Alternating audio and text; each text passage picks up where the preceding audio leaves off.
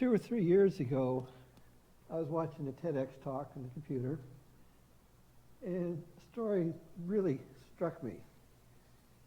And I said to myself, if I ever get a chance to lead a worship service in this Michigan, I'm going to share that with the congregation. I didn't expect it would happen. And I've watched it a couple times over and over again, and it just really struck me with quite a message about what we should be doing as Christians. So I want to share that with you today. And what's interesting, how things come together. As you know, we're doing the weekly readings in the scripture with some of you have the journals going. And when I read the passage for this week, it struck me. That's virtually the perfect text for what I want to talk about. Two things years apart, put together once for today. And what's from that text? Well, we part of Isaiah. God's talking through Isaiah about they call it fasting, or I would say worshiping, that they do. It reads, "For day after day they seek me out. They seem eager to know my ways, as if they were a nation that does what is right and has not forsaken the commands of its God. They ask for just decisions and seem eager for God to come near them. Why have we fasted, they say, and you have not seen it? Why have we humbled ourselves, and you have not noticed?" But then listen what God says next. "Yet on the day of your fasting, you do as you please and exploit all your workers. Your fasting ends in quarreling and strife and striking each other with wicked fists. You cannot fast as you do today and expect your voice to be heard on high."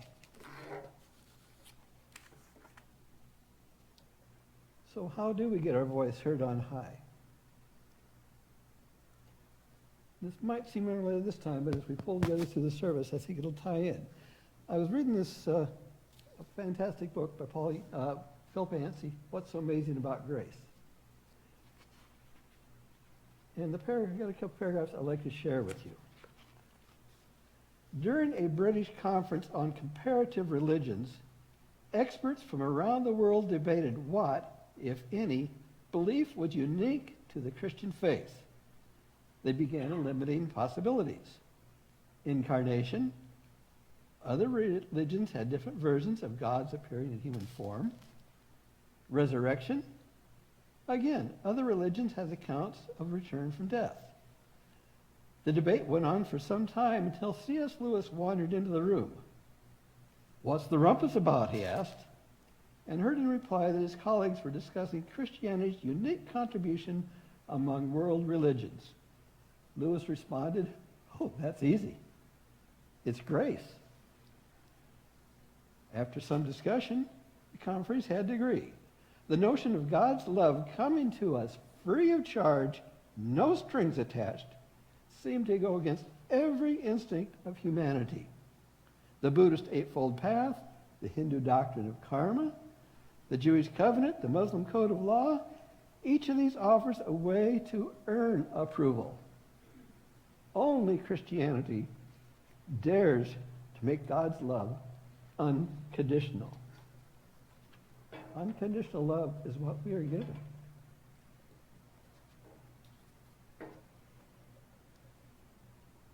Now, are we given peace or grace? Yes, we are. And we can do it to each other. But we also have to receive grace. Here's an example. Let's say, let me pick on Deanna. I say or do something that offends or hurts Deanna. And either through someone, me or she, I'm told that happens, and I go to her, Deanna, I'm sorry, I didn't mean to hurt you. And she says, I forgive you. When she says, I forgive you, I have received grace. Now, did I receive it? If after that forgiveness is given, and I say, I really feel bad about it, I'm going to try and change my ways, I'm going to change, I'm going to be different. I don't want to do that anymore. That's grace received. But if on the other hand, my first thought, I got away with it that time, maybe I can do it again. That's not grace received. That's a get out of jail free card. And God has given us that grace. No strings attached, just that grace to live. But how do we respond when we have that grace? How do we receive it? Well, we have some examples. In Matthew, Jesus talks about, I was hungry and you gave me food. I was thirsty and you gave me something to drink. I was in prison or sick and you visited me. Or we have the story of the Good Samaritan, where the Good Samaritan takes the time to help someone and take care of their problem. Or from our Isaiah reading today. Again, he was talking about their fasting and worship, and he told them what didn't work. And then he says, is not this the kind of fasting I have chosen? To loose the chains of injustice and untie the cords of the yoke, to set the oppressed free and break every yoke. It is not to share your food with the hungry and to provide the poor wanderer with shelter. When you see the naked, you clothe them. So what we are to do with our free grace, he's saying, is to share that goodness with other people in kindness. Now, throughout our lives, we will come across a lot of people that are hurting from various things, in various ways, in various depths. I would probably suspect that probably everyone in here in some way is hurting to some degree. It might be something you did or something a long time ago, and you're having trouble letting it go. We come across people that are hurting. So how do you change that hurting for someone? Well, we're going to watch a video now. It's a story. It's not a Christian video with a Christian message. It's a story of one man who had a very difficult life, and one very small act of kindness totally changed his life and changed it rather dramatically. So Brad, go ahead and play that video and we'll watch that now.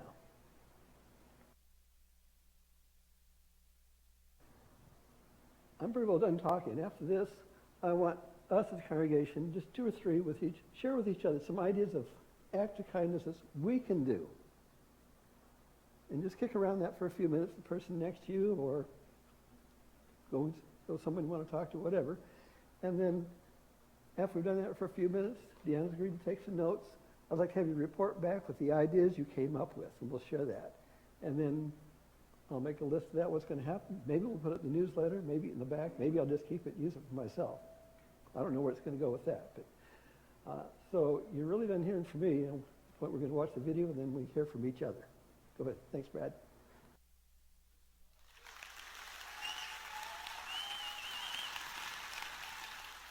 I was almost a school shooter. In 1996, Denver, Colorado, as a student in North High, in a moment of pain and anger, I almost committed a terrible atrocity.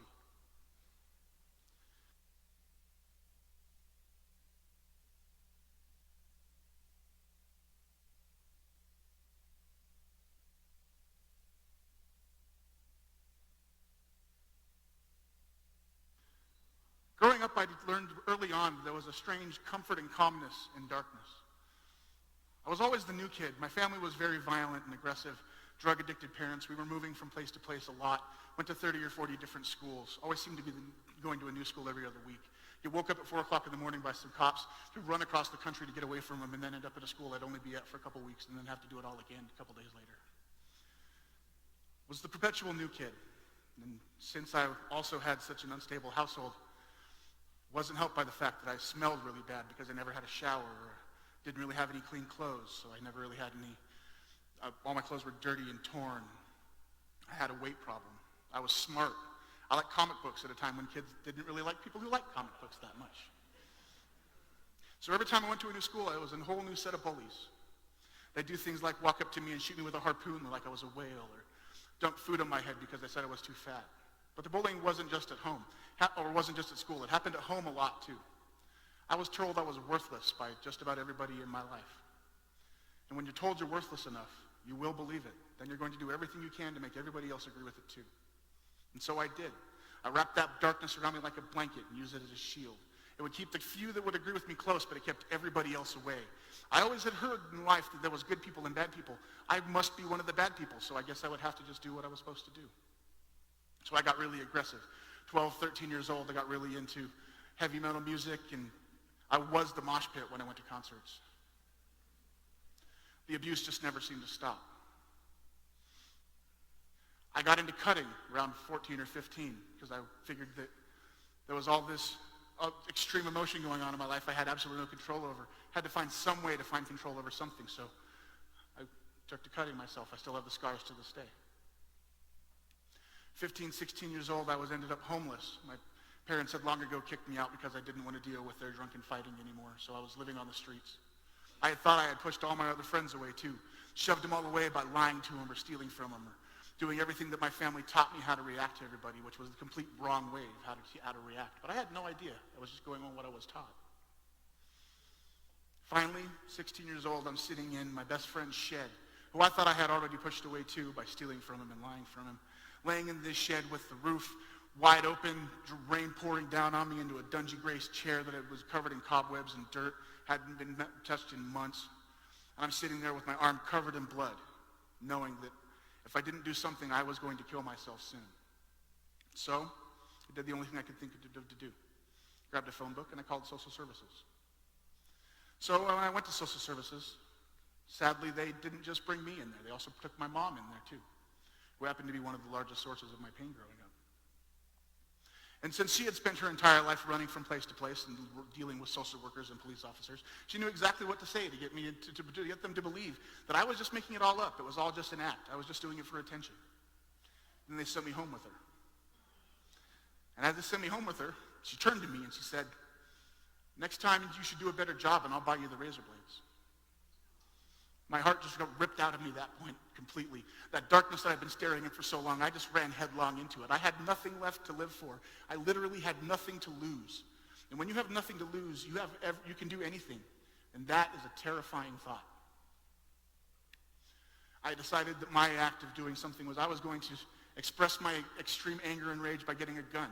I was going to attack either my school or a mall food court.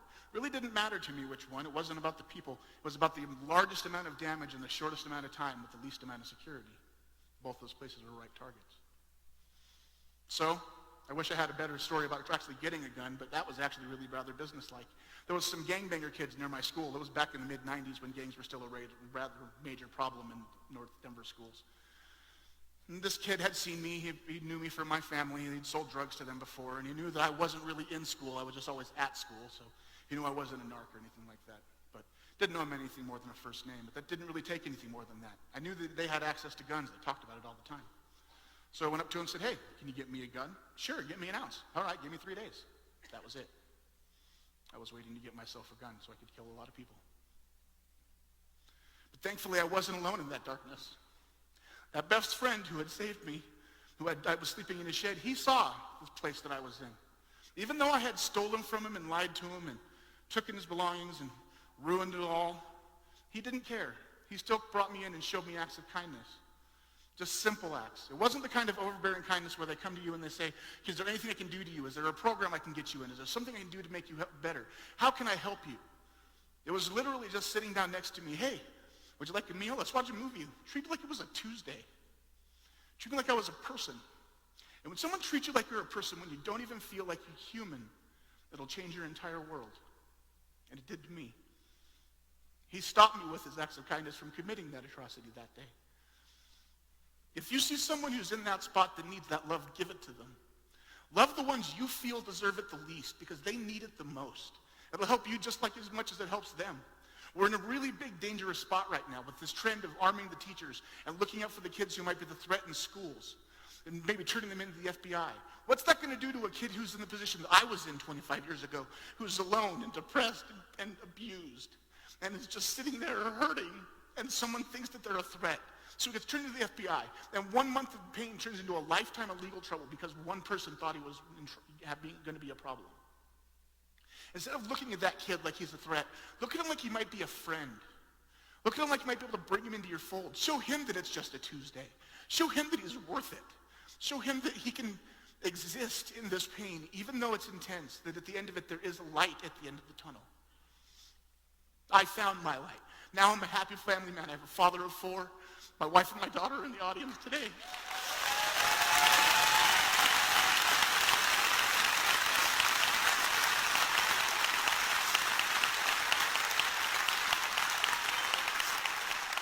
And even bigger than that, the friend who saved my life, he's in the audience today too.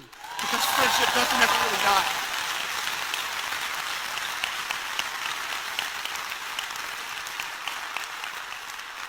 We have to give love to the people who we think deserve it the least. Thank you.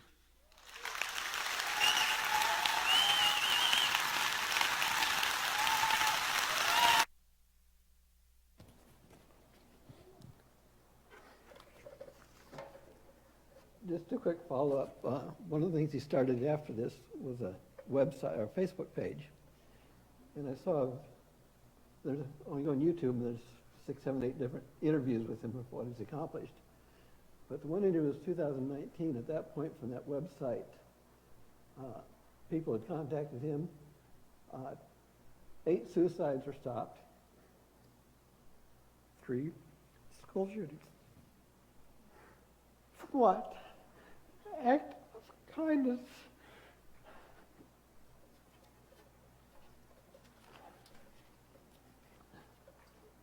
As Christians, we like to think, oh, yeah, we go and preach the gospel, so we got to preach.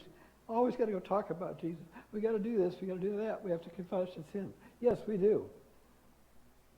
But going back to what it said in Isaiah, in that fasting, this is my fasting. This is what I have called for you, to loosen justice, to serve people. So what I want to do now is 2 or 3 get together, come up with some simple ideas, whatever it is, how we can be a friend and kind to some people. Because people don't want to know what your faith is until you show them you care and build that relationship with them. So let's kick around some ideas, and then we'll take, then I'd like to collect the ideas so we can share it with everybody, and then we'll conclude with that. So go ahead, start talking. Oh, and anyone who's online, I don't have the phone to see what you're saying, but if you want to submit some ideas on that, we can pick them up that way. Thank you.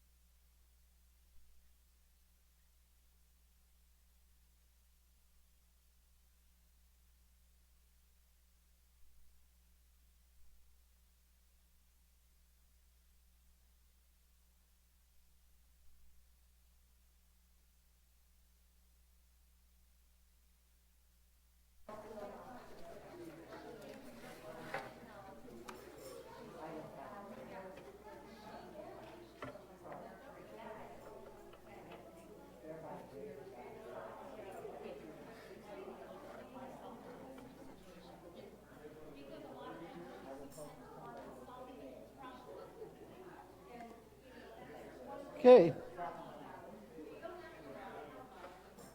Hearing a lot of good discussion. That makes me feel good. I was worried about that part. It's supposed to be about 5 minutes, so let's pull it back together now. Indiana's get the pin. So, a couple things. Can you report back some of the things that came up, some of the ideas? Let's hear them. Oh, go ahead, Michael. So we were talking about, while there is like a corporal community way to help, you know, we give money to the food bank, we give food to take the next step, we donate our time and talents and treasures to different organizations, which is all really important. I think what we were hearing here was that we need to be good listeners, we need to pay attention to people in the grocery store, to our friends and family, that we need to be proactive and do little things instead of asking someone, like, what do you need? Just do something. That's kind of what we got out of it, is the more one-on-one. Okay. Okay, thank you. Couple of things. Myself, I've dealt off and on for years with depression and just having someone be there.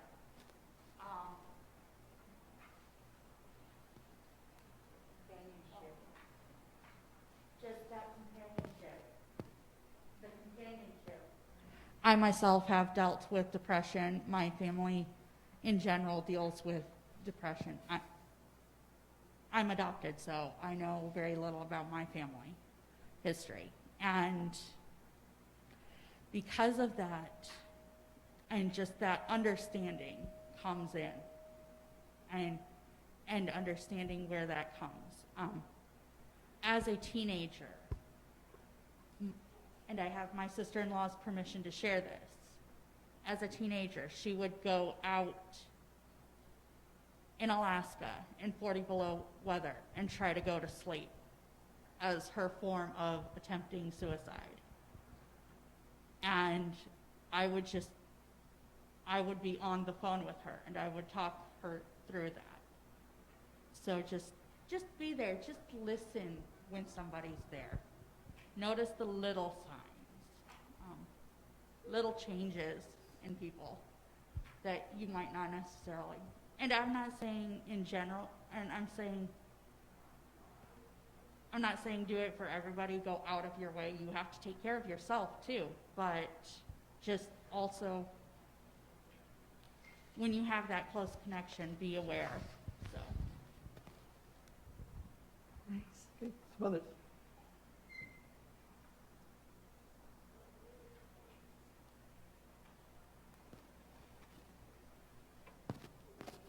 One of the things that, if you watch some of the videos, and his name was Aaron Stark, afterwards, when they asked him, what can you do? One of these said, talk to the person who's quietest in the room.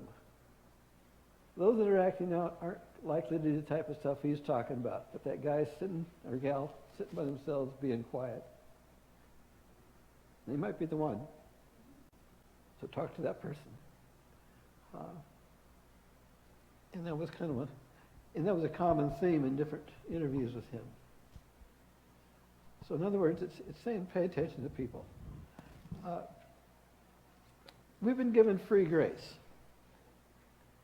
Now, one of the things what we're talking about today is how to react to that free grace. One of the things I didn't read to you from the Isaiah, he talked about in your confession of sins. You know, you go confess your sins, you put on your sackcloth, and you wail and you moan. And confession of sins is important. But look at Luther. He was great at beating himself trying to confess his sins. And we've got to get past that to accept that free grace we have been given. We don't have to pay for it. Our sins have been bought and paid for in full. So we can react, not just by playing church and doing churchy things, but by paying attention to people, looking at their needs, and helping meet those needs. And the real benefit from that, perhaps, is when we do that, our needs really get built too. So that's where we are for today. I hope it's been helpful for you. Like I say, this one really impressed me because for years I know Dan's probably tired of hearing it. I talk about people playing church, doing churchy things that don't really get to the real meat of our lives. And this is the type of thing I hope we as a congregation continue to do. And I know some of you do this. This is not like brand new to you. But I'd like to see us focus on that, see that carried out. So that's where we are today.